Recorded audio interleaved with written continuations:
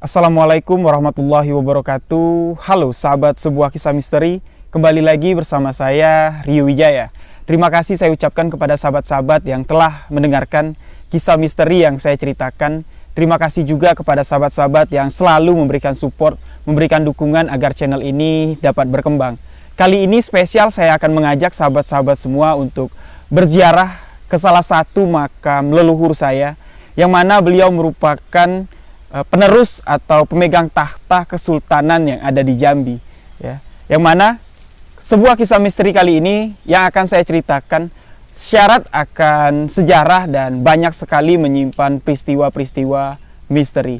Jadi saya harap sahabat-sahabat bisa mengikuti kisah ini, dan nanti saya akan menceritakan kisah ini secara langsung di lokasi pemakaman, yang mana lokasi pemakaman ini berjarak kurang lebih sekitar 45 menit perjalanan dari rumah saya, dan hanya bisa ditempuh dengan berjalan kaki, memasuki perkebunan warga dan memasuki hutan belantara.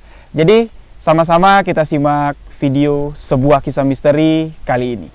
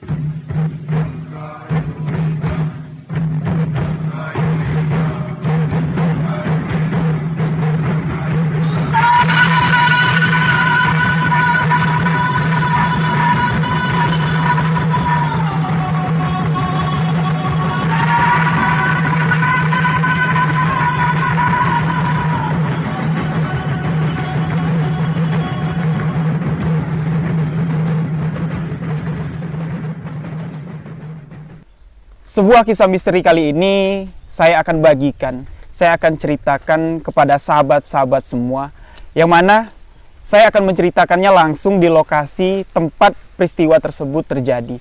Memang latar belakang pada kisah ini sudah lama sekali, ya. Kisah ini diceritakan pada abad 17 yang lalu. Pada saat itu Provinsi Jambi masih berbentuk sebagai kerajaan. Nah, lokasi yang saya duduki sekarang ini, atau tempat yang saya mengambil video ini, merupakan makam dari Raden Adi Setianegara, yang merupakan anak dari Sultan Mas'ud Badarudin, merupakan cucu dari Sultan Ahmad Zainuddin, yang mana Sultan Ahmad Zainuddin merupakan sultan yang memegang tampuk kekuasaan di negeri Jambi, ya. Nah, diceritakan pada abad ke-17 yang lalu, di lokasi yang saya duduki ini merupakan sebuah desa atau sebuah kampung yang diberi nama sebagai Desa pujoan, yang mengambil dari kata pemujaan. Ya. Karena memang di sini terdapat sebuah kerajaan yang dibangun oleh Pangeran Adi Setianegara. Dikisahkan pada saat itu, ya, pada saat pemerintahan beliau, Pangeran Adi, datanglah seorang yang berasal dari negeri lain, memiliki perawakan yang berbeda pada bentuk manusia pada umumnya, memiliki tinggi yang tidak terlalu tinggi.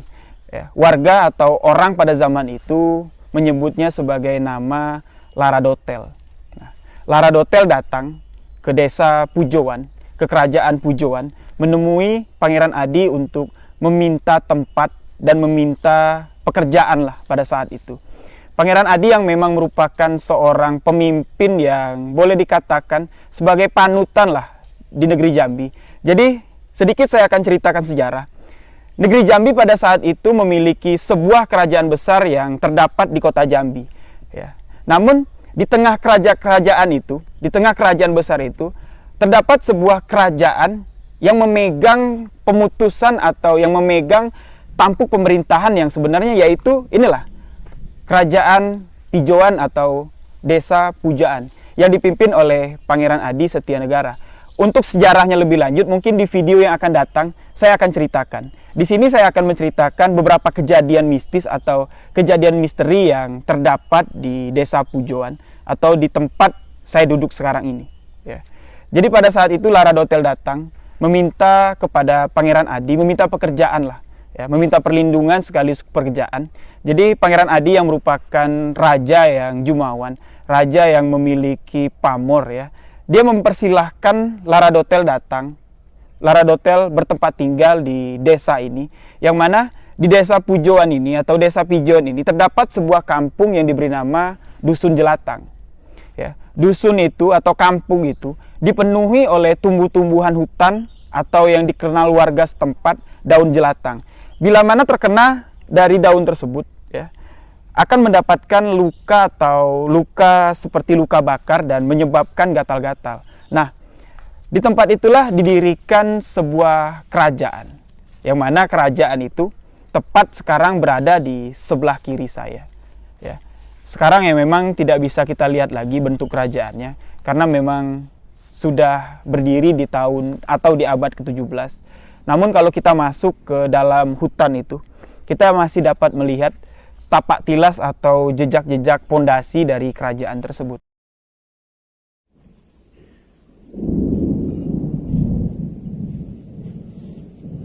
Mohon maaf kepada sahabat-sahabat semua, saya tidak bisa melanjutkan cerita dari Pangeran Adi. Kisah misteri yang ada di tempat ini langsung di sini, ya. Cuaca sudah tidak sangat bersahabat. Memang dari tadi ingin turun hujan, tapi sekarang sepertinya sebentar lagi akan hujan. Jadi kisah ini akan saya lanjutkan, saya ceritakan setibanya di rumah nanti.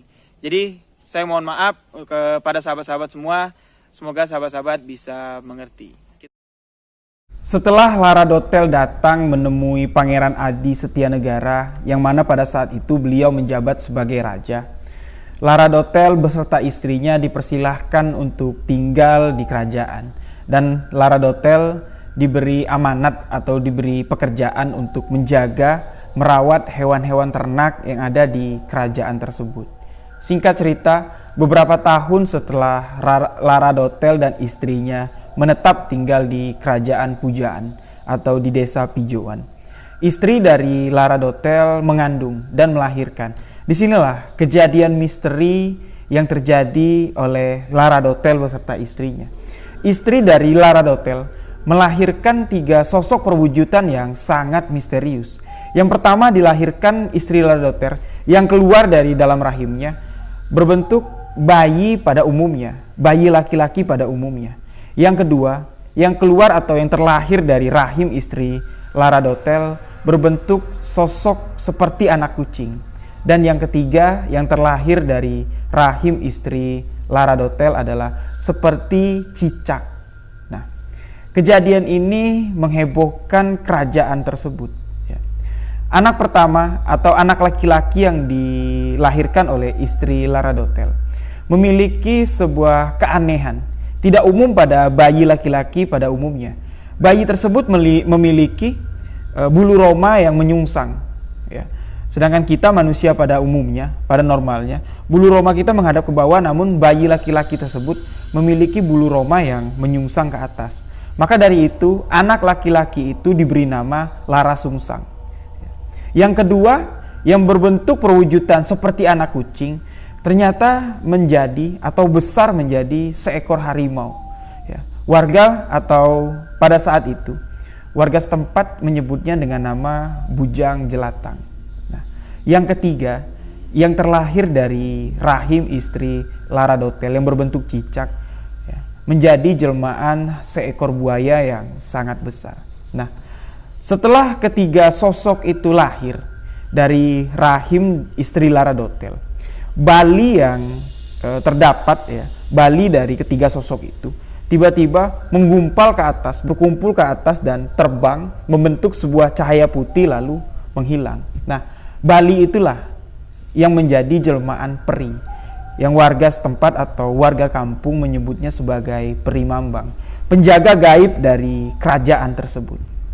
Nah, karena kejadian ini sangat misterius, Pangeran Adi pun mengangkat anak dari Laradotel, yaitu Larasungsang, ya, dibesarkan di dalam kerajaan, dilatih menjadi punggawa karena keanehan atau kejadian alam, ya, mistis yang terdapat atau yang ada di dalam diri Larasungsang, karena memiliki tanda-tanda lahir yang cukup aneh, ya.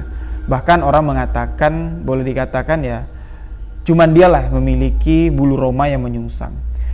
Larasungsang dikaruniai ilmu kanuragan yang sangat luar biasa. Tubuhnya tidak dapat ditembus oleh senjata apapun. Nah, dari situlah Larasungsang dididik oleh Pangeran Adi menjadi lubalang atau punggawa kerajaan pada saat itu, menjadi orang yang sangat kuat. Larasungsang berbakti di kerajaan ini, ya. Nah, lalu sosok perwujudan harimau dan buaya ini tiba-tiba menghilang. Nah, setelah kejadian ini, Laradotel dan istrinya, ya, tiba-tiba menghilang, entah nggak tahu kemana. Warga mengatakan setelah anak dari Laradotel atau Larasungsang diangkat, ya, atau dibesarkan oleh pihak kerajaan, sosok Laradotel bersama istrinya pun menghilang. Namun perwujudan dari harimau yang diberi nama Bujang Jelatang masih terus menjaga kampung ini, kerap kali terlihat menjaga kerajaan tersebut.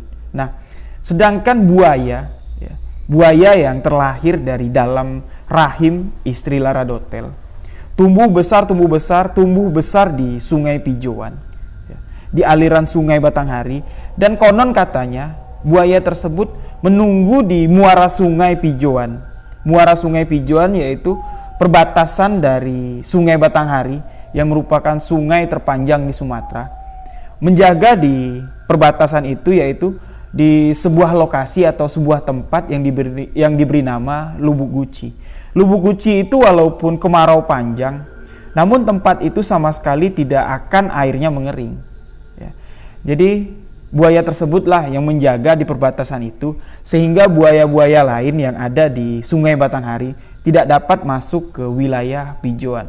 Makanya walaupun kami tinggal di aliran sungai yang cukup besar, warga dari kampung ini tidak pernah yang namanya kejadian dimakan oleh buaya atau digigit oleh buaya. Karena jelmaan anak dari Laradotel, ya, yang berbentuk buaya menjaga di perbatasan atau di muara sungai tersebut, ya. Konon pernah warga melihat sosok penampakan buaya itu terlihat di Lubuk Guci itu, ya. Terlihat buaya itu timbul yang konon katanya ketika warga melihat itu panjangnya sudah melebihi panjang dari pohon kelapa, dan matanya terlihat mata dari buaya itu memiliki lebih besar dari ukuran ban sepeda motor. Nah, buaya itulah yang menjadi buaya tungguan di Pijoan. Sedangkan bali dari Larasungsang dari perwujudan harimau siluman dan perwujudan buaya siluman tersebut yang mengumpal ke atas berubah menjadi cahaya putih dan menjadi peri, ya, yang dikatakan Primambang menjadi gaib atau penunggu gaib di kampung ini. Saya sebenarnya ingin menceritakan hal ini langsung di makam beliau, tapi entah kenapa ketika saya berangkat dari rumah, cuaca sangat mendukung sekali, cuaca sangat terik. Nah, setibanya saya di sana, cuaca mendung dan sahabat-sahabat mungkin terdengar ketika video saya yang mengatakan kalau cerita ini akan saya lanjutkan di rumah. Terdengar gemuruh yang seolah-olah menyuruh saya untuk segera pergi dari sana. Nah, inilah yang dikatakan Primambang memberikan isyarat kepada saya, kepada kami yang ada di sana. Waktu itu saya dan ayah saya dan beberapa kerabat yang ada di sana. Ya, ayah saya mengatakan, ayolah kita pulang. Walaupun hari masih terlihat cukup terang, tapi gemuruh yang terdengar seolah-olah memberikan isyarat kepada kami, menyuruh kami segera pulang dari sana. Makanya saya memutuskan untuk melanjutkan cerita video ini ya, sekarang di rumah. Ketika kami sampai di rumah, di tengah jalan hujan sangat lebat. Hujan sangat lebat dan kami tidak bisa berteduh karena jalan atau trek yang kami melewati pepohonan yang sangat besar. Jadi kalau kami berteduh, takutnya nanti ada petir yang menyambar, ya, sangat berbahaya. Jadi kami memutuskan terus berjalan, ya, tidak memperdulikan hujan walaupun seluruh pakaian yang kami gunakan basah kuyup. Setibanya di rumah, mungkin semua ini adalah cerita dari Allah ya, atau memang sudah ditentukan oleh Allah. Setibanya saya di rumah, kami di rumah, ya. Adik dari ayah saya baru saja keluar dari pagar rumah. Ketika melihat kami yang masih jauh, beliau dalam keadaan hujan yang sangat lebat, langsung menyongsong hujan, menyamperin atau mendatangi ayah saya, mengatakan bahwa kakak dari bapak saya, ya, atau tante saya, kakak dari bapak saya, sekarang tengah sakit keras. Nah, mendengar hal itu, kami yang dengan keadaan basah kuyup langsung mendatangi rumah beliau. Ya memang di sana kondisi dari kakak bapak saya atau tante saya yang perempuan di situ memang sudah cukup mengkhawatirkan. Nah, beliau yang memang memiliki penyakit emah yang sudah kronis. Entah kenapa hari itu mungkin karena beban pikiran ya, penyakit yang beliau alami kambuh. Tapi kambuhnya ini sudah sangat akut. Di situ terlihat kepanikan di rumah beliau. Jadi setelah kejadian sore itu, saya lama sekali berpikir dan merenung. Di situ saya mencoba untuk kembali mengingat cerita-cerita yang saya dengar tentang Primambang yang memperingati atau menjaga, memberitahu anak keturunan jika ada sesuatu yang mendesak ya, atau melindungi kami. Ya, di situ saya berpikir bahwa ya kalau memang keadaan pada siang itu ya, di lokasi pemakaman Pangeran Adi tidak terdengar gemuruh yang sangat menakutkan ya, mungkin kami tidak akan pulang menjelang sore hari ya, karena biasanya kami keluar dari lokasi itu sekitar jam 5 atau jam setengah 6. Pokoknya menjelang gelap baru kami keluar ya. Entah kenapa hari itu ya, baru sebentar kami di sana, kurang lebih ya baru 1,5 jam lah, baru membersihkan makam itu. Belum sempat berdoa, tiba-tiba ngeburuh datang seolah-olah mengusir kami atau memberikan petanda, menyuruh kami pulang. Nah, disitulah baru saya kembali mengingat-ingat apa yang dikisahkan atau apa yang diceritakan oleh ayah saya. Memang Primambang atau gaib yang ada di desa Pujoan atau desa Pijoan ini selalu memberikan isyarat, selalu memberikan petanda jika ada sesuatu yang tidak baik terjadi di keluarga kita atau di diri kita sendiri. Ya mungkin kalau hari itu kami tidak segera pulang karena mendengar gemuruh itu, ya mungkin kejadian atau ayah saya tidak dapat menolong kakaknya yang tengah sakit parah tersebut. Nah, kisah ini saya ceritakan memang kejadiannya seperti seolah-olah Allah ingin menunjukkan kepada saya terutama ya, karena saya ingin membagikan kisah yang terdapat di leluhur saya. Allah seolah-olah ingin membuka batin saya ya, membuka kembali diri saya. Kalau memang keturunan ya, atau nenek moyang harus kita selalu ingat, harus kita jaga ya. Karena kalau tidak ada mereka ya kita sekarang ini tidak akan ada. Saya pun tidak akan ada di sini ya. Mungkin sahabat-sahabat juga bisa melihat makam dari Pangeran Adi Setianegara. Sahabat-sahabat bisa melihat di sana makam dari beliau ya, terlihat tidak sama dengan makam-makam yang ada pada umumnya. Makam dari beliau, tanah yang ada di tempat itu seolah-olah naik ke atas membentuk bukit.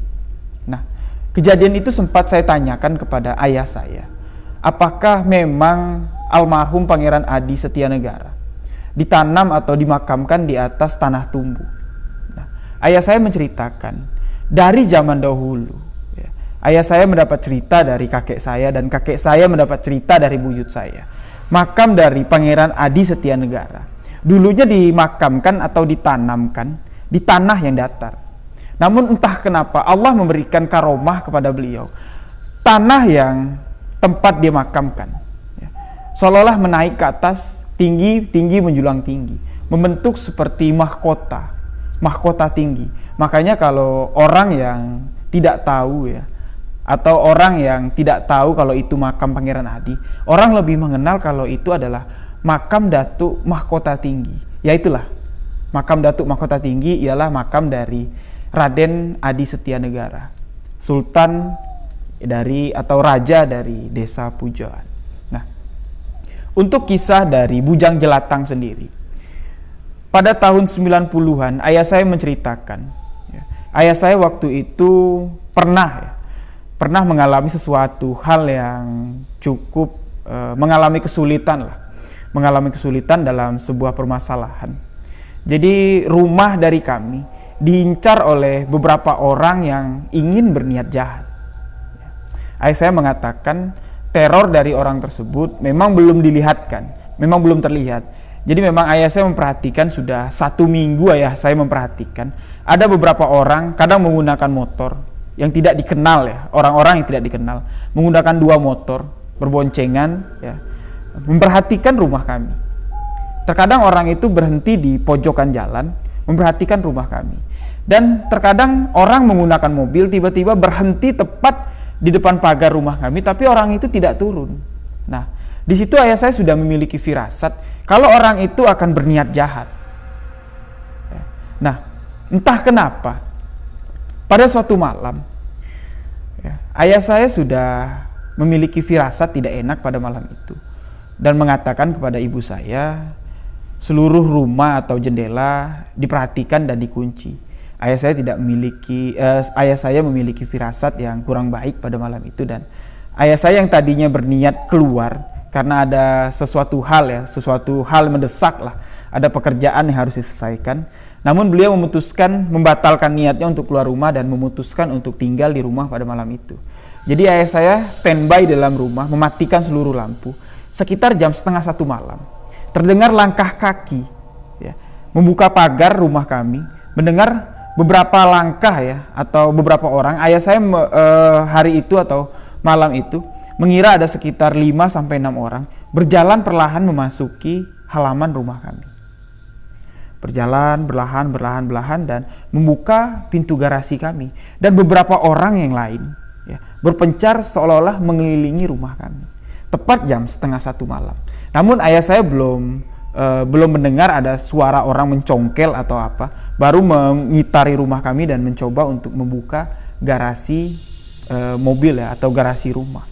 Nah, ketika jam 1 ya, tepat jam 1, terdengar suara teriakan dari luar, tepatnya dari dalam garasi, dan seperti orang menabrak garasi. Gar! Gitu ya. Seperti orang berlari terpontang-panting menabrak garasi. Nah, di situ ayah saya langsung keluar mengintip dari jendela. Memang ternyata ada sekitar 7 orang yang lari terbirit-birit, terpontang-panting seperti melihat sosok yang sangat menakutkan. Ya, beberapa orang yang ada di sana, beberapa orang yang memasuki halaman rumah kami itu berlari sampai terjatuh-jatuh. Ya, akhirnya mereka keluar dari pagar dan masuk ke mobil. Nah, disitulah setelah orang-orang itu lari masuk ke dalam mobil dan pergi meninggalkan rumah kami, ayah saya melihat sosok bujang jelatang keluar dari dalam garasi, melewati halaman rumah kami dan keluar dari pagar. Ketika pagi harinya, ibu saya sangat khawatir karena di garasi rumah kami tercium bau pesing yang sangat luar biasa. Seolah-olah ada genangan air yang cukup banyak, padahal malam itu sama sekali tidak hujan. Nah, ayah saya mengatakan, ya udahlah, dibersihin aja lah. Mungkin kalau tidak ada bau pesing itu, mungkin rumah kita atau keadaan kita sudah diancam oleh bahaya. Dan ayah saya mengatakan kalau genangan air atau bau pesing itu adalah kencing dari bujang jelatang, harimau siluman penunggu kampung desa Pujoan. Lalu ayah saya di sekitar tahun 98, ketika ayah saya ingin berziarah ke makam anak dari Pangeran Adi, yaitu Raden Suryo, yang mana makamnya terletak di seberang makam dari Pangeran Adi. Jadi untuk menuju makam tersebut, harus melewati aliran Sungai Pijoan, anak sungai dari Sungai Pijoan. Nah, untuk menyeberang ke anak Sungai Pijoan itu, terdapat sebuah batang kayu yang roboh. Dan ayah saya mengatakan batang kayu itu umurnya sudah ratusan tahun. Nah, akses jalan untuk menuju ke makam Raden Suryo atau Rajo Pijoan, anak dari Raden Adi Setianegara, harus meniti di batang tersebut. Ketika ayah saya ingin berziarah ke makam beliau sekitar tahun 98 yang lalu. Jadi keadaan memang air sedikit naik, air sedikit naik, memang tidak banjir besar. Ayah saya mengira kalau batang itu masih tetap timbul. Nah, ketika ayah saya sampai ke tepi anak sungai dan ingin menyeberang, meniti di atas batang tersebut, ayah saya melihat kalau genangan air sudah menenggelamkan batang kayu untuk menyeberang itu. Nah, di situ ayah saya memang berpikir untuk mengurungkan niatnya untuk besok aja lah. Kalau sudah surut sudah kering, bisa meniti baru pergi berziarah ke makam Raden Suryo. Namun salah satu anggota atau teman ayah saya yang sama-sama ingin pergi berziarah ke makam Raden Suryo memberanikan diri untuk mencoba kalau dalam nggak sih atau masih bisa diarungi nggak batang itu, walaupun ada keadaan air ada air, tapi sahabat dari ayah saya ini mencoba mencari batang itu dengan merabanya dengan kaki. Nah, ketika dia mendekati pinggir dari sungai itu menuju ke batang yang tidak terlihat karena airnya cukup keruh, dia hanya menginjak-injakan kakinya di air. Dan dia mengatakan, "Bang," katanya, "ini batangnya masih bisa diinjak," kata dia. "Palingan kita mengarung sebatas dengkul." Nah, ayah saya mendengar itu, "Ayolah kalau gitu kita menyeberang." Nah, ketika orang pertama menyeberang, teman dari ayah saya ini menyeberang, tidak merasakan sesuatu yang aneh. Dia merasa seperti meniti batang. Mungkin jarak untuk menyeberang itu sekitar 25 meter lah. 25 meter dari bibir sungai ini ke tebing sana, sekitar 25 meter. Dia melangkah dengan telitinya, saya mengatakan takut terpeleset di bawah arus yang cukup kencang Jadi ayah saya berangkat untuk berziarah itu sekitar 5 orang. Nah, orang pertama lewat, orang kedua lewat, orang ketiga, dan ayah saya orang kelima untuk meniti batang tersebut untuk menyeberang. Nah, ketika ayah saya meniti atau menginjak tempat pijakan yang orang-orang itu mengatakan kalau itu batang yang biasa dilewati, ayah saya begitu menginjakkan kaki kanannya pertama, dia merasakan kalau batang itu bergerak dan terasa kalau di telapak kaki ini seperti ada duri-duri, bukan seperti kontur batang bukan serat kayu. Umumnya kalau kayu terkena air pasti licin. Nah, ini saya merasakan seperti duri-duri dan agak sedikit kesat. Ketika ayah saya melangkahkan kaki kirinya, langkah kedua, sosok itu kembali bergoyang. Dan ayah saya berdetak dalam hati kalau itu adalah buaya penunggu Sungai Pijoan. Di situ ayah saya mengatakan dia cuman meminta izin dan berterima kasih kepada Datuk. Terima kasih tuh, Datuk sudah menumpangkan badan Datuk untuk mempersilahkan kami menyeberang ke makam Rajo Pijoan. ke makam leluhur kami. Nah, ketika ayah saya melangkah dan akhirnya sampai ke bibir sungai, ke tebing seberang. Jadi mereka terus melanjutkan perjalanannya, namun ayah saya tidak menceritakan kejadian ini. Sama sekali tidak menceritakan kejadian ini. Nah, jadi setelah ziarah di makam Rajo Pijoan, di makam Raden Suryo, sekitar jam 5 sore, rombongan ini pun pulang. Rombongan ini pulang dan otomatis melewati tempat yang mereka lewati pertama tadi. Melewati titian yang tenggelam itu. Nah, seperti tadi, orang-orang yang lewat di sana bisa meniti dan menapak. Namun ada salah satu orang yang mungkin keceplosan atau iseng ya. Dia mengatakan sebelum sampai ke tempat penyeberangan ini, dia mengatakan, jadi kalau bahasa Jambi itu kalau lur ya, lur itu sedulur ya. Lur, hati-hati lur kalau nyebrang lur. Nanti keinjak kepala buaya, kata dia. Nah, dia mengatakan hal seperti itu, ayah saya langsung memarahinya. Hei, jangan ngomong sembarangan. Kita habis berziarah di makam moyang, katanya, makam Rajo Pijoan. Jangan ngomong kayak gitu. Ya, dia meminta maaf. Dia bilang cuman bercanda, dia bilang kan. Nah, jadi orang pertama lewat, orang kedua lewat, orang ketiga lewat, dan ayah saya menjadi orang keempat yang lewat di titian tersebut. Masih seperti tadi, ayah saya merasakan masih ketika dia melangkahkan kaki kanannya, dia merasakan ada sesuatu yang aneh.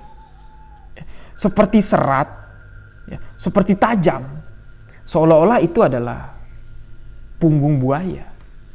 Karena punggung buaya kan sahabat-sahabat mungkin tahu ya. Di bagian punggung itu terdapat seperti duri ya, sisik duri gitu. Nah, ayah saya pun lewat dengan selamat. Namun orang kelima yang lewat di situ yang mengatakan tadi, lur, hati-hati kalau menyeberang, nanti keinjek kepala buaya. Ketika dia melangkahkan kaki kanannya, ingin menginjak ke titian tersebut, ingin menginjak punggung buaya itu, tiba-tiba dia jatuh masuk ke dalam sungai. Masuk ke dalam sungai dan dia tenggelam. Untung saja kalau orang ini pandai berenang. Nah, di situ ayah saya langsung nyebur ya. Beberapa orang nyebur karena memang arus sungai itu sangat kencang ya. Karena memang situasi air memang sudah istilahnya sudah mau banjir. Jadi arus sungai dari Batanghari masuk ke Sungai Pijoan itu cukup kencang. Jadi arus sungai cukup deras dan lokasi itu sangat dalam. Lokasi itu sangat dalam. Jadi ayah saya dan beberapa orang lain ikut nyebur menyelamatkannya, alhamdulillah ya, dapat diselamatkan. Jadi ayah saya mengatakan kepada orang itu, makanya kalau ngomong tuh jangan sembarangan. Mungkin kalian gak sadar ya. Dari tadi kita nyebrang, dari awal kita nyebrang, itu buaya yang kita naikin, datuk yang kita naikin. Jadi ketika kamu bilang kepala buaya keinjek, ya dia marah lah, dia gak mau numpangi kamu pulang gitu. Udahlah, sekarang yang penting kita udah sampai, kita udah selamat. Niat kita untuk berziarah sudah sampai gitu ya kan. Sudah sampai dan sekarang ayolah kita pulang. Jadi ayah saya pada waktu itu pulang dalam keadaan basah kuyup karena nyemplung menyelamatkan sahabatnya tadi, temannya tadi. Nah, di sini juga untuk kisah mistis ya atau kisah misteri yang ada di Desa Pujuan ini diceritakan ketika perang dari zaman Belanda dulu ya. Jadi hampir seluruh jembatan yang ada di Provinsi Jambi.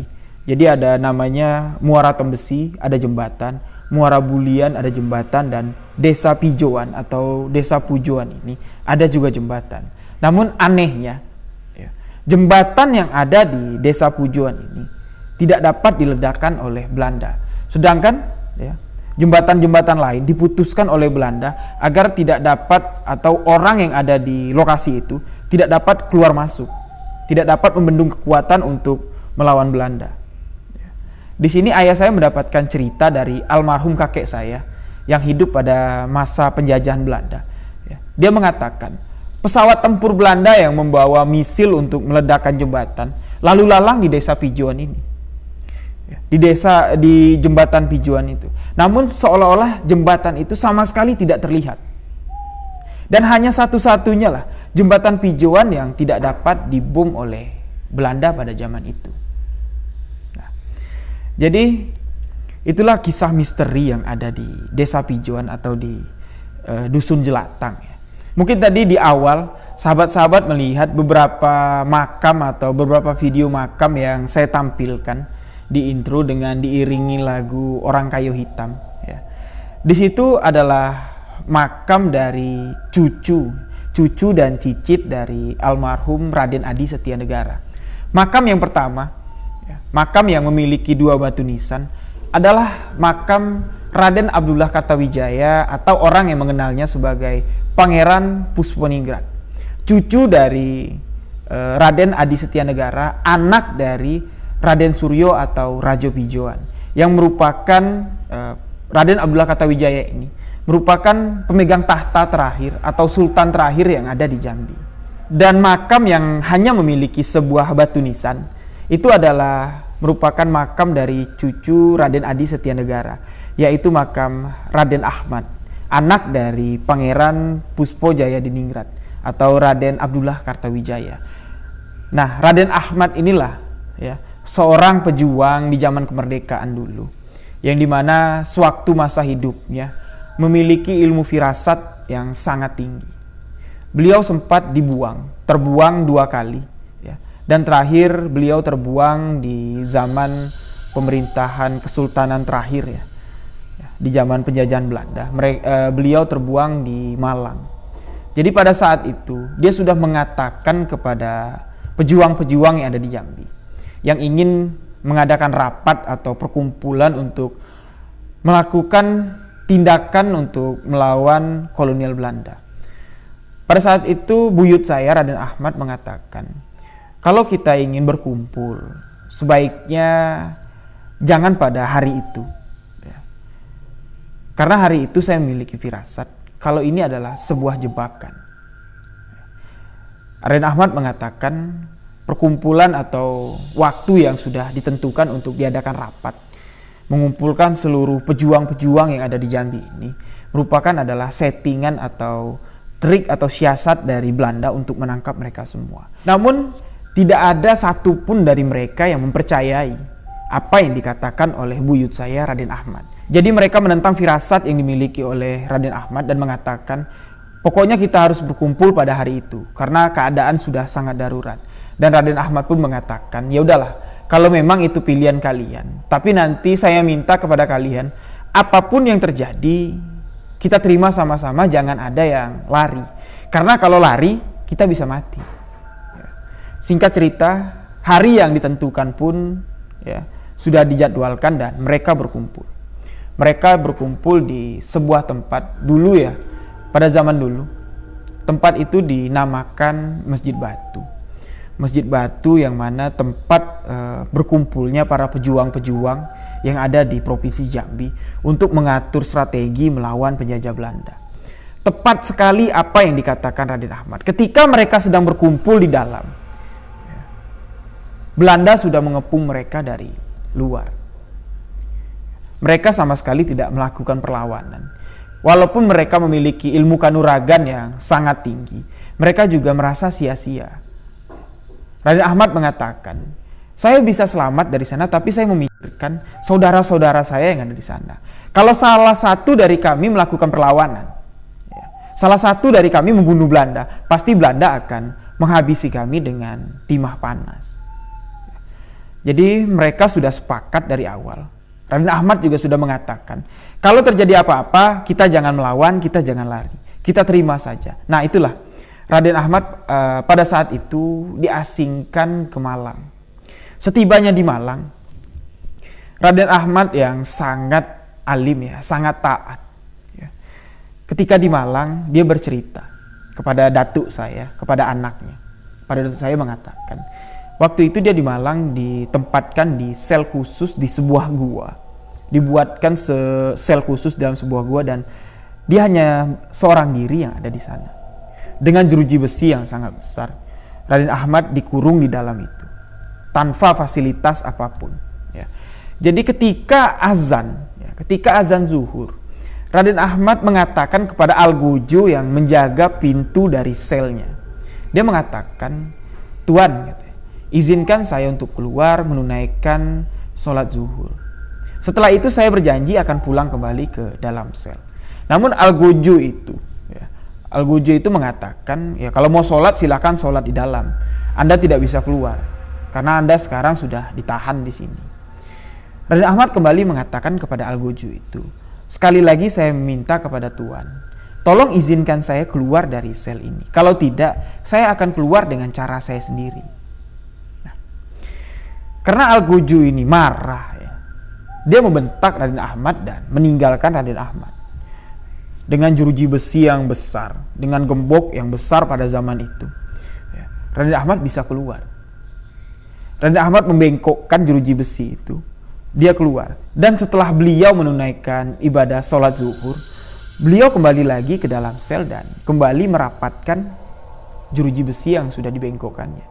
Disitulah Al-Gojo yang ada di sana takut dengan kemampuan yang dimiliki Raden Ahmad dan mengatakan kepada Belanda pada saat itu, menceritakan kejadian itu, dan akhirnya buyut saya Raden Ahmad dibebaskan dari sel tersebut. Diberikan sebuah rumah di Malang, ya, dibiarkan untuk bersosialisasi di sana.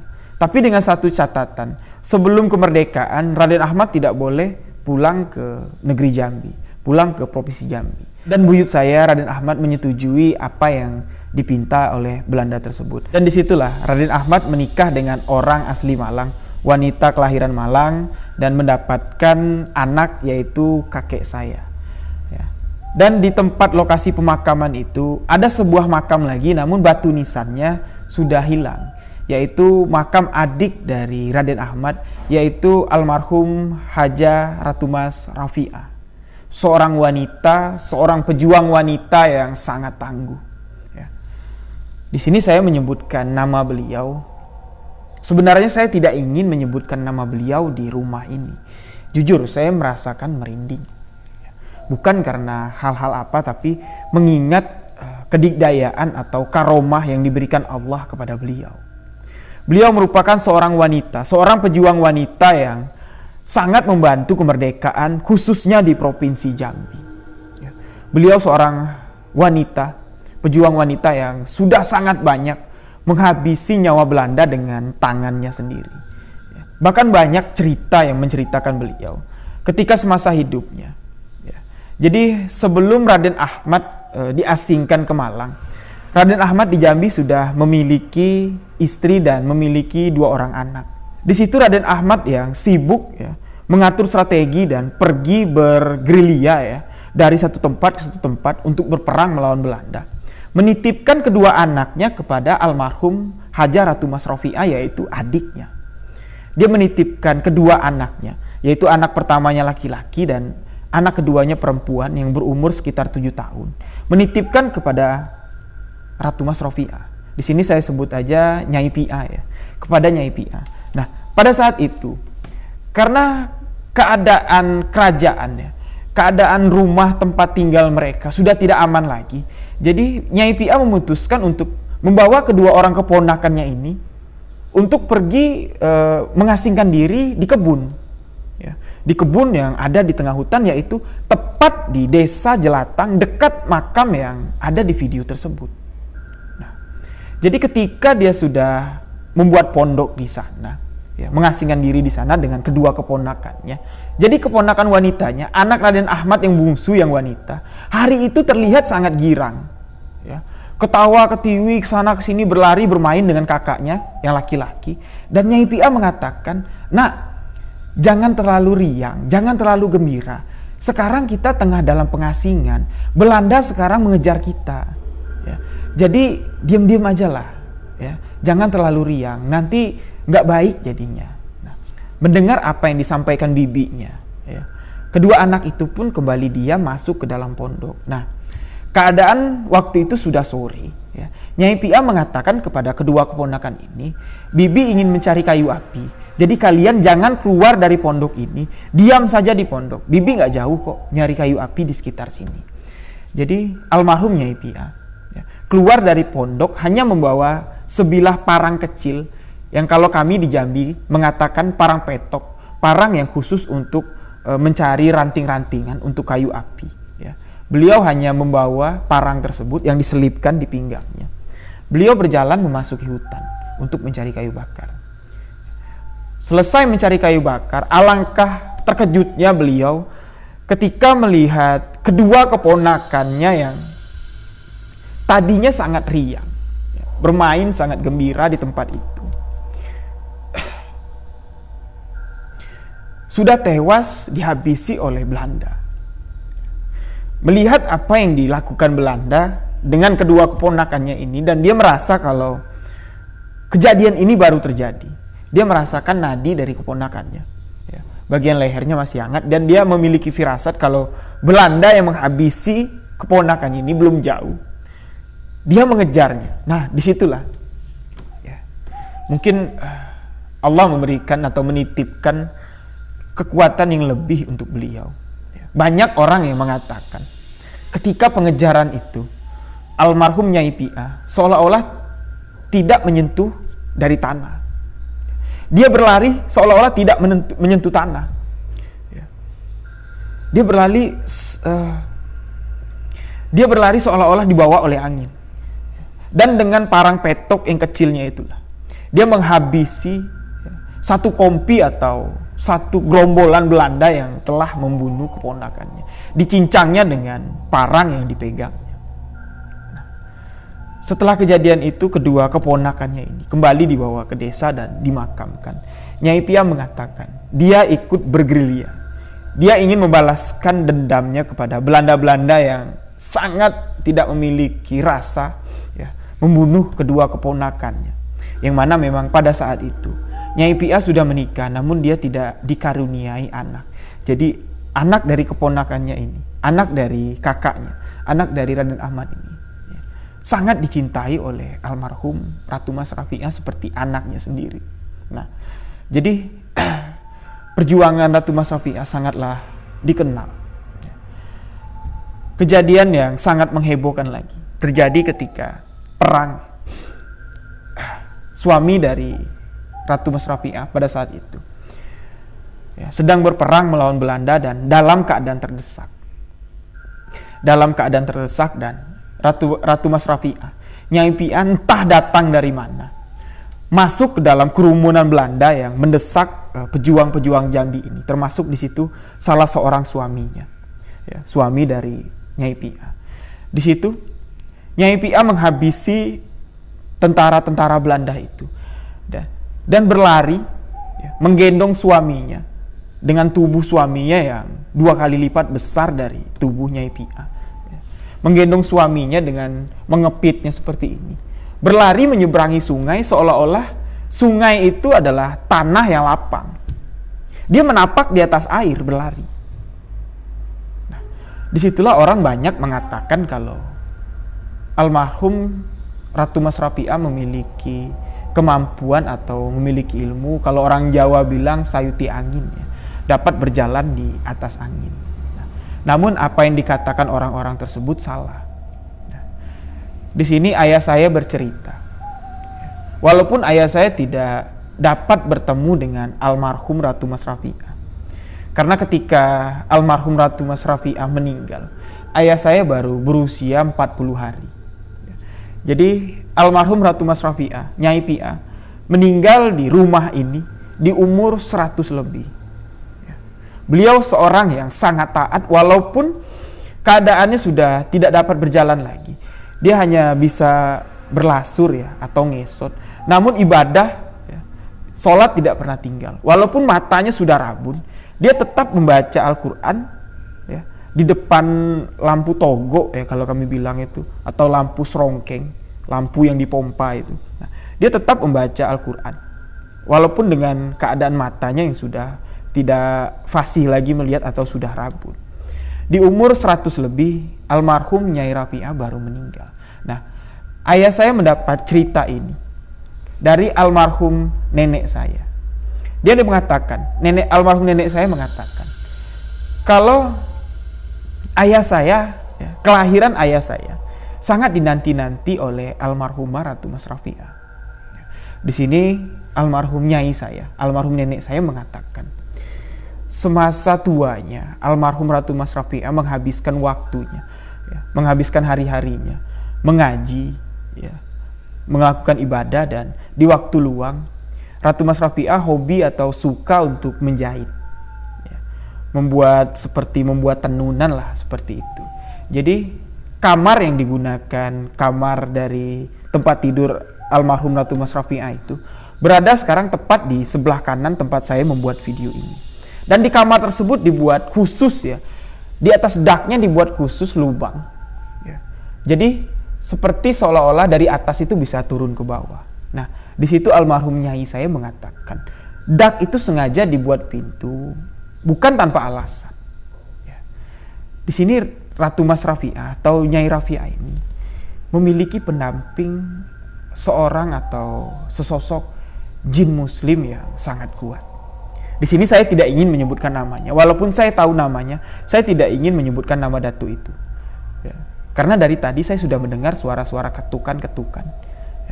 Di sini saya tidak ingin menyebutkan nama datu itu, saya hanya ingin menceritakan, mengkisahkan kejadian ini saja. Di situ terdengar, ya, ketika malam hari, Ratu Mas Rafiah ini seperti di kamarnya itu, dia sendirian, namun seolah-olah dia memiliki teman. Sering terdengar dari dalam kamar itu dia mengatakan, "His, apa sih? Jangan colek-colek aku lagi jahit, nanti tanganku kena, keluar darah. Hus, sana pergi, main ke atas loteng." Nah, ya, kerap kali kejadian itu dikatakan oleh Nyai saya. Nah, itulah sosok pendamping dari almarhumah Ratu Mas Rafiah, dan juga dulu pada masa hidupnya. Ya. Jadi rumah yang saya tempati ini, atau rumah dari almarhum kakek saya ini, terletak di bibir sungai, dekat sekali dari sungai. Jadi jarak dari rumah ini hanya beberapa meter lah dari sungai, kurang lebih 20 meter lah dari sungai. Nah, pada masa itu, setiap orang yang kehilangan barang emas seperti cincin, gelang, kalung, atau anting-anting, kehilangan, terjatuh di dalam sungai, orang itu segera melapor ke almarhum Ratu Mas Rafiah dan mengatakan, "Nyai, tadi cincin saya atau kalung saya terjatuh di sungai. Tolong Nyai kalau dapat ditemukan, saya ingin sekali barang itu dapat kembali kepada saya." Nah, Nyai Ratu Mas Rafiah hanya mengatakan bahwa ikhlaskan saja barang kamu yang hilang. Kalau kamu ikhlas, insya Allah, kalau memang masih rezeki kamu, barang itu pasti ketemu. Nah, itulah orang-orang yang mengadukan peristiwa kehilangan yang jatuh di dalam air. Keesokan harinya mendapati barang-barang tersebut, barang-barang yang hilang tersebut berada tepat di depan pintu rumahnya. Ternyata di sini, ya, orang yang mengatakan kalau ketika melihat Nyai Ratu Mas Rafiah berjalan di atas air, memiliki ilmu sayuti angin, itu salah. Nyai Ratu Mas Rafiah mengatakan kalau dia berteman dengan hantu air atau hantu banyu. Ketika dia menyeberang di atas air, itu bukan dia berlari atau dia bukan terbang, namun dia menapak di atas telapak tangan hantu air. Ya. Jadi dia menapak di atas telapak tangan hantu air, seolah-olah dia berjalan, namun tidak terlihat oleh mata kasat manusia. Itulah kisah dari tempat ini, kisah misteri yang ada di Desa Pijon ini. Sangat banyak sekali kisah ini, ya. Sangat banyak sekali kisah-kisah misteri yang ingin saya bagikan. Dan yang terakhir, kisah misteri yang ingin saya bagikan, dan ini merupakan pengalaman pribadi saya yang terjadi sekitar tahun 2006 yang lalu. Ya. Kebetulan rumah saya yang saya ceritakan dulu pernah dikencingi oleh bujang jelatang, terdapat di desa, ya, karena ini pinggir sungai, disebut di daerah laut, ya. Dan rumah saya itu di daratan, jadi disebut di daerah darat, ya. Jadi rumah saya yang saya tinggali, yang pernah dikencingi oleh bujang jelatang, ya, berada di darat. Ketika di tahun 2006 itu, rumah itu sudah sangat lama sekali saya tinggali. Namun walaupun tidak ditinggali, namun listrik di sana sudah tidak ada lagi, ya, sudah diputus karena sudah lama sekali rumah itu tidak ditempati. Namun rumah itu saya jadikan kandang ayam, tempat saya beternak ayam. Jadi banyaklah kandang-kandang ayam yang ada di sana. Jadi ketika sore hari, saya dengan ayah saya ada di rumah tersebut dengan keadaan rumah yang sudah tidak terawat lagi, bagian dak atasnya sudah terbuka. Jadi entah kenapa malam itu ya, biasanya kami menjelang maghrib sudah keluar dari rumah itu karena gelap ya, hanya penerangan yang ada di situ hanya menggunakan lilin. Ya. Jadi entah kenapa pada malam itu sampai larut malam sekitar jam 8:30 malam kami masih terus ngobrol-ngobrol, asik ngobrol menceritakan ayam-ayam yang ada di sana. Dan ketika saya bercerita menghadap ke tembok pembatas rumah tersebut yang mana dak atasnya sudah terbuka, saya nggak sengaja melihat ya, jelas sekali saya melihat. Jadi antara lantai dan dek rumah saya itu berjarak sekitar 3,5 meter. Ya. Karena atasnya bolong, lilin yang ada di sampingnya, yang menerangi sekitar bagian tembok itu, sangat jelas sekali. Ya. Ketika saya menoleh ke arah tempat itu, saya melihat seolah-olah ya, sepasang kaki yang sangat besar. Kaki yang sangat besar, yang sangat kekar. Memiliki bulu-bulu, tengah bermain-main seperti ini. Seperti dia bermain-main seperti ini kaki. Saya melihat itu ya, tertegun dan saya nggak bisa ngomong apa-apa. Nah, ayah saya yang tahu kalau saya melihat sosok itu, sosok jin itu, langsung menepuk bahu saya mengatakan istighfar, istighfar. Nah, disitulah saya baru dapat mengucapkan istighfar.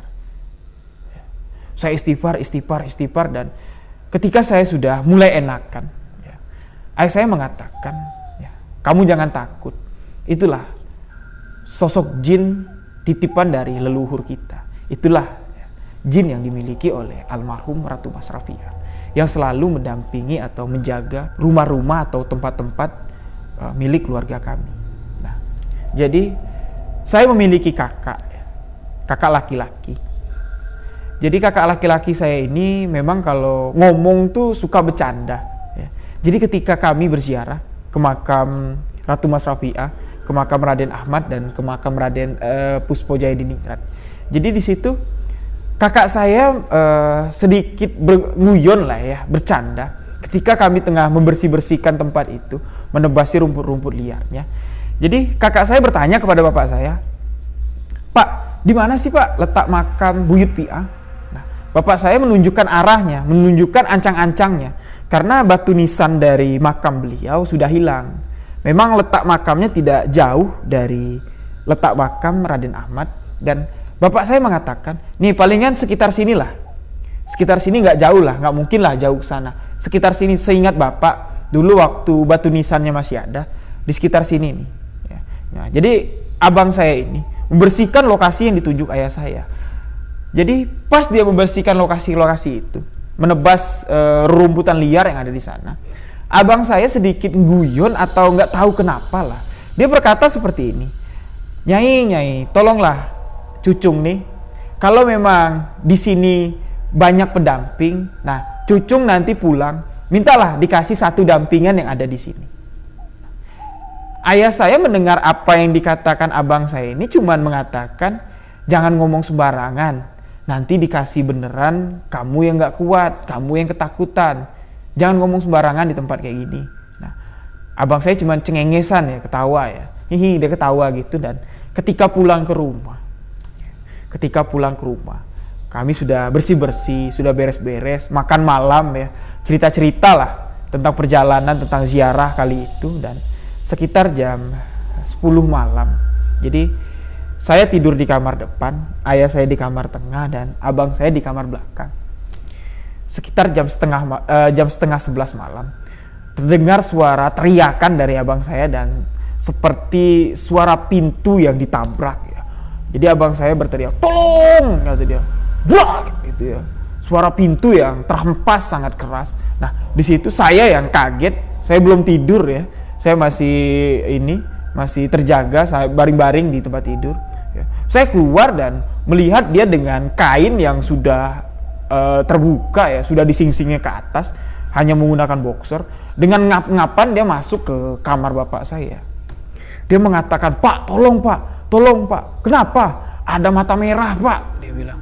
"Ada mata merah pak," kata dia. "Mata merah apa?" kata bapak kan. Nah, jadi di situ dia bercerita, ketika malam itu dia tidur, ya, dia menggunakan sarung yang digunakannya ini dimain-mainkan oleh sosok wanita, ya, dengan mata yang memiliki sorot sangat mencolok, mata merah yang sangat terang.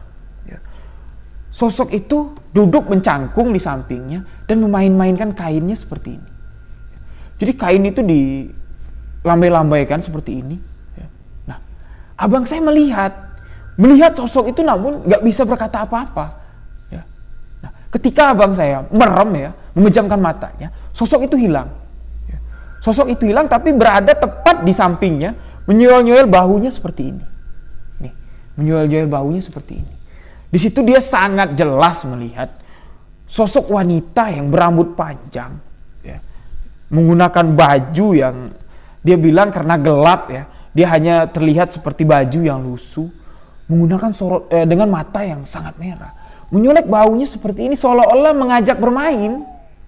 Nah, abang saya ketika menyolek-nyolek itu dia dapat bergerak, dan disitulah dia dapat berontak, ya, dia dapat berdiri, membuka pintu dan membantingnya masuk ke kamar ayah saya dan menceritakan hal tersebut. Nah, ayah saya mengatakan, "Nah, apa bapak bilang? Sudah bapak bilang tadi kan, jangan sembarangan ngomong di tempat buyut kamu, di tempat nyai kamu. Di situ gaibnya tinggi. Nah, kamu tadi minta apa? Coba ingat-ingat." "Iya pak, aku yang salah pak. Aku minta dampingan pak." Nah, itu dikasih dampingan. "Kenapa kamu yang takut?" Nah, jadi pada malam itu saya pun yang merasa ngeri, ya. Kami pun tidur berkumpul di ruangan itu, di satu kamar tengah, kamar ayah saya. Nah, pada malam itu, ya, ketika saya sudah tertidur, ketika ayah saya sudah tertidur dan abang saya juga tertidur, dia kembali bermimpi bertemu dengan sosok wanita. Namun di mimpinya itu, sosok wanita itu tidak menyeramkan. Sosok wanita itu datang, ya, wanita tua datang menggunakan baju kebaya, ya, kalau orang Jambi bilang baju tengkuluk, baju daerah, ya, sebatas ini dengan warna coklat, agak kekuning-kuning emasan, dengan menggunakan kerudung, bukan jilbab, ya, kerudung, jadi selendang yang ditaruh di kepala dan ditaruh di sini. Nah, wanita itu mengatakan, "Jangan takut, kami datang ke sini untuk menemani atau membantu anak cucu." Nah, hanya mengatakan itu dan abang saya terjaga. Nah, pada esok harinya, abang saya yang memang dasarnya iseng, ya, dia langsung minta bapak saya, "Pak, tolonglah pak, pokoknya saya nggak mau tahu, ya, saya nggak mau lagi ketemu sama sosok merah itu. Walaupun lah tadi malam sosok itu datengin saya dengan wujud yang sangat tidak menakutkan, tapi saya nggak mau pak. Saya minta lepasin pak, tolong pak, saya nggak berani." Nah, akhirnya bapak saya pun memberikan syarat, ya, memandikan abang saya dan untuk melepaskan energi yang mengikutinya. Alhamdulillah sosok si mata merah tidak pernah mengikuti abang saya lagi. Namun, ya, walaupun tidak pernah terlihat, abang saya sampai sekarang ini tetap didampingi oleh sosok si mata merah tersebut, ya. Kejadian ini sekitar 4 bulan yang lalu. Abang saya di Jakarta bekerja sebagai keamanan di sebuah komplek. Jadi ketika dia mendapatkan shift jaga malam, ya, dengan timnya 4 orang, pada malam itu entah kenapa yang biasanya mereka le-lean sampai pagi, ya, menjaga komplek itu, menjaga portal komplek itu dan membuka kalau ada warga komplek keluar masuk. Entah kenapa pada malam itu jam 1 malam, keempat orang ini sudah tertidur. Semuanya sudah tertidur. Nah, abang saya mengatakan, ketika dia tertidur pada malam itu, sekitar jam 1, jam setengah 2-an, dia bermimpi dibanguni oleh sosok wanita yang diketemuinya, ya, di dalam mimpinya dulu. Sosok wanita yang menggunakan baju yang sama, yang menggunakan kerudung, membanguninya seolah-olah ada sesuatu yang terjadi. "Dan bangun. Nah, abang saya terbangun. Ketika abang saya terbangun, tepat di depan mata kepalanya, seorang pemuda sedang mendorong sepeda motor. Nah, di situ abang saya langsung tahu kalau pemuda itu ya asing ya. Karena orang komplek di situ rata-rata dia kenal dan tidak pernah ada yang mendorong motor pada malam hari. Walaupun ada yang ingin keluar masuk, pasti membanguni penjaga yang ada di situ. Dia melihat pemuda itu mendorong motor dan ketika melihat abang saya bangun, ya, berdiri, motor itu dijatuhkan dan pemuda itu lari. Tapi alhamdulillah, pemuda yang berniat mencuri motor di tempat abang saya bekerja itu tertangkap. Disitulah jam 4 pagi saya ditelepon oleh abang saya. Dia menceritakan hal itu. Ya, saya bilang, alhamdulillah, saya bilang, ya, alhamdulillah kalau sosok itu, sosok yang dititipkan leluhur kita, masih mendampingi kamu dan memberikan bantuan, saya bilang. Ya jangan lupalah, setiap sholat hadiahkan keluhu Fatihah untuk almarhum Nyai, saya bilang kan. Nah, jadi sampai saat ini pun sosok itu masih kerap mengikuti abang saya. Namun penampakan yang menyeramkan seperti mata merah sudah tidak pernah terlihat lagi. Oke, demikianlah sebuah kisah misteri kali ini. Semoga sahabat-sahabat suka mendengarkan kisah ini. Kisah yang terjadi, kisah nyata yang terjadi di keluarga saya, di kampung saya, di tempat saya lahir. Ya. Semoga apa yang saya ceritakan ini bisa menjadi pelajaran untuk kita semua. Dan untuk ke depan, insya Allah saya akan kembali menceritakan kisah-kisah misteri yang dikirimkan oleh sahabat-sahabat. Sebelumnya terima kasih kepada sahabat-sahabat yang sudah banyak sekali mengirimkan kisah-kisah misteri yang untuk dibagikan, ya, untuk diceritakan kembali kepada sahabat-sahabat sebuah kisah misteri. Insya Allah mulai di video selanjutnya saya akan kembali menceritakan sebuah kisah misteri kiriman sahabat. Berhubung sebentar lagi kita memasuki bulan suci Ramadan, khususnya untuk sahabat-sahabat yang beragama Muslim, saya Rio Wijaya mengucapkan mohon maaf lahir batin.